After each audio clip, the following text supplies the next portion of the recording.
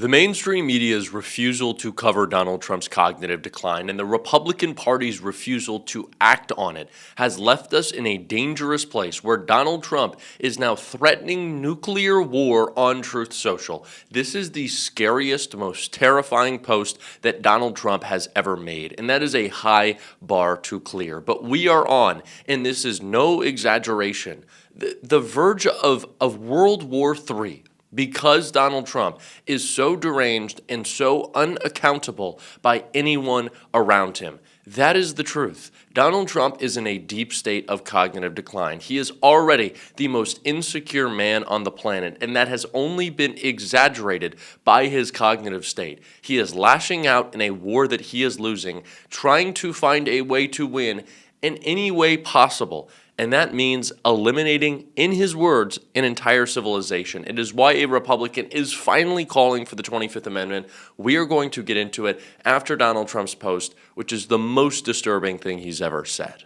Trump wrote this morning, "A whole civilization will die tonight, never to be brought back again. I don't want that to happen, but it probably will. However, now that we have complete and total regime change where different, smarter, and less radicalized minds will prevail, maybe something revolutionary and wonderful can happen. Who knows? We will find out tonight. One of the most important moments in the long and complex history of the world. 47 years of extortion, corruption, and death will finally end. God bless the great people of Iran." The great people of Iran, who Donald Trump is threatening to wipe out as a civilization entirely. That is the threat of nuclear war. That is not just mass bombings. Saying a civilization will be destroyed and never be allowed to exist again means one thing: weapons of mass destruction. And I am not making that up as some, crazy lib conspiracy. That is what Tucker Carlson said on his show last night. Now, I know this is not maybe the most reliable source, but Tucker Carlson said this in a response to a Mark Levin episode on Fox, his show, on Sunday, that Donald Trump told people to watch because Mark Levin is a pretty good way to judge what Trump does next. This is a guy talking Donald Trump into his war crimes. So Tucker said this about what that post means before we get to the Republican response. So where does this lead? Well, on a practical level and a spiritual level, they converge in the same place, which is the use of weapons of mass destruction. So on a practical level, on a strategic level, if you're at the Pentagon gaming this out, like how does this work? The President of the United States keeps laying down markers. You can't go past next Tuesday at 2 p.m. or whatever. You must open the strait or else you'll be living in hell, as if we're not there already. And at a certain point, what we're doing is revealing that we've exhausted conventional power. If there's some tricky way to open the Strait of Hormuz by air, probably would have done it by now, because we are on a path to plunge the world into global depression and famine. And that's not hair on fire panicanism. That's math. 30% of the world's fertilizer, 20% of its energy? Yeah, that's a global depression and famine. Tucker Carlson believes that Donald Trump is aiming to use weapons of mass destruction. That's not me taking Tucker's word for it or being a fanboy of a fascist collaborator, no. Tucker Carlson connected those dots pretty closely, pretty well. Makes a lot of sense. What he mapped out, what Mark Levin mapped out, it makes sense in the context of what Donald Trump has already done. Donald Trump has listened to the warmongers around him. Donald Trump has listened to Levin. He's listened to Lindsey Graham. He's been swayed. He's been molded by Netanyahu.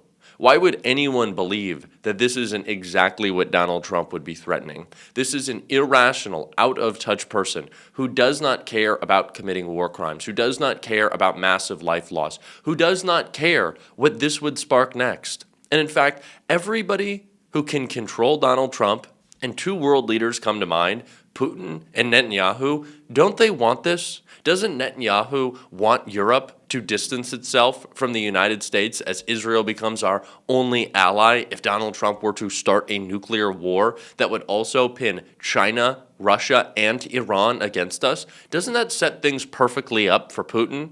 and his ownership of his sphere of influence in the world? Isn't that what they want? The people with the most sway, it seems, over Donald Trump? That is a terrifying reality, and it is why Republicans are coming out and finally saying it, and Marjorie Taylor Greene finally did. Marjorie Taylor Greene, notably using her former Congresswoman account, said 25th Amendment in response to Donald Trump's post. Not a single bomb has dropped on America. We cannot kill an entire civilization. This is evil and madness.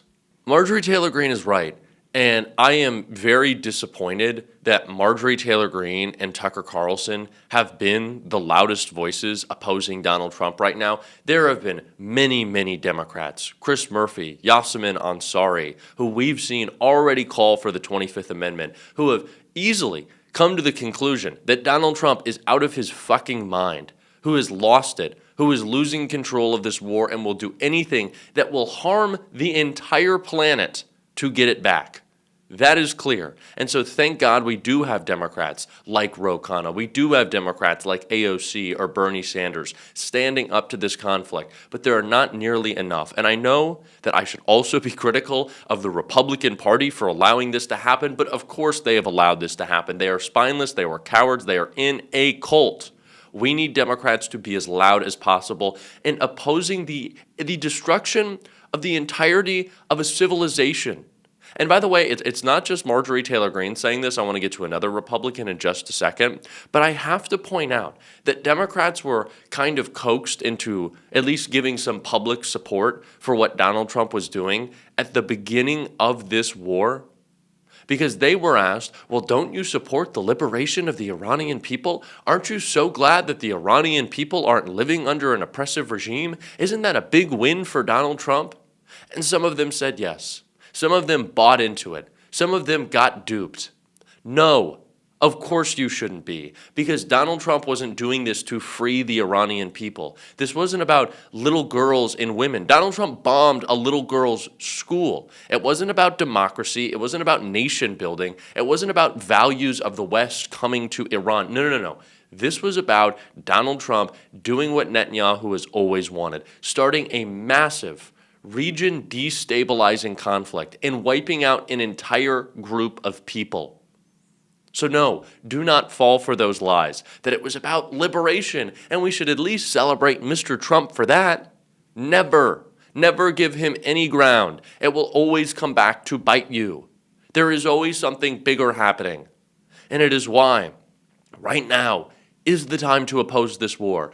Do not let the fringe right dominate the anti-war position. Do not let Alex Jones get out ahead of you as a Democrat in calling for the 25th Amendment.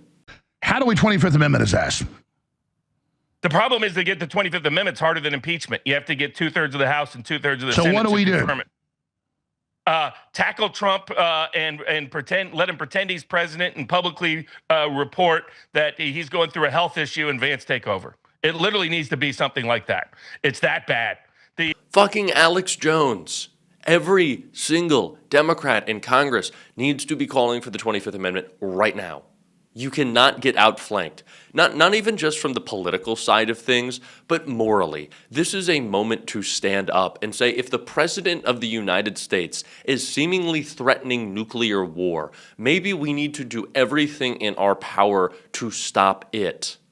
Because everyone around him, they will be collaborators. Our last best hope, technically, is J.D. Vance, the man who will not stop leaking to the press that actually I'm pretty opposed to this war. And you would think the anti-interventionist in Vance would maybe really be opposed to nuclear war, the wiping out of an entire civilization, as Donald Trump put it. But what did J.D. Vance have to say this morning when confronted over Donald Trump's post, when confronted over Donald Trump's threat? The guy who's supposedly so anti-war, what did he have to say? J.D. Vance is going along with it, much like he has done on every other disgusting issue in this administration. J.D. Vance is going along with it. J.D. Vance will try to distance himself from this. I've seen many people say, and it's true, that one day there will be no one who claimed to support this. No one will ever say that they were MAGA. Now, there will certainly be some holdovers, some cultists. People still drive around with Confederate flags. They'll use it as their racist symbol. MAGA will still exist in the hearts of the people without hearts. But there will be Republicans who went along to get along, who claimed they never did. J.D. Vance will be the fastest one to get there, the fastest one to try to separate himself from the crimes against humanity that this administration has committed. And we cannot forget exactly what he did. He is already trying to distance himself, but he can't, and he won't, and he shouldn't. He shouldn't even try. This is who you are. You're a political chameleon. You're a ladder climber. You're a fucking piece of shit who everyone hates, nobody likes. You're a goober. Your mom chose drugs over you, JD. I wonder why. And we have to remember that, because these people are going to try to distance themselves. They are. But this is the horse they've picked. This is the guy they're going along with. And this is not the only time he's shown us who he is, which is the most fucking batshit part about it. Lawrence O'Donnell said it perfectly. As I mentioned to Rachel the first time we had a discussion with former Harvard Medical School psychiatrist Dr. Lance Dotis about Donald Trump's mental health and how close he was to insane was in the first month of his first presidency in 2017. Lying in the way that he does it, repeated, dangerous lying, makes him unfit and is a sign of serious mental disturbance. And to the extent he doesn't know reality, and I agree, by the way, I don't think he does know reality clearly. He doesn't have a clear grasp of it because he changes it. He makes up reality to suit his internal needs. That was 11 years ago. 11 years ago. But tonight, Marjorie Taylor Greene believes Donald Trump is insane. She's seen enough. She has finally seen enough. This is who Donald Trump has always been. And that is maybe the most infuriating part with someone like Marjorie Taylor Greene, with someone like a Tucker Carlson, saying, this is outrageous. Oh my God, Donald Trump, remove him from my... He's always been this guy. The stakes are pretty fucking high right now, yeah. But he's always been this guy. We've been aware. We woke up to it. Everybody else needs to right the fuck now. And we're going to keep talking about that on this show. If you want to support that, as always, you can hit that subscribe button, leave a like on this video. If you stuck around to the end, drop a blue heart in the comments. Keep on fighting, y'all. Don't let them silence you. And until next time, I'll see you soon.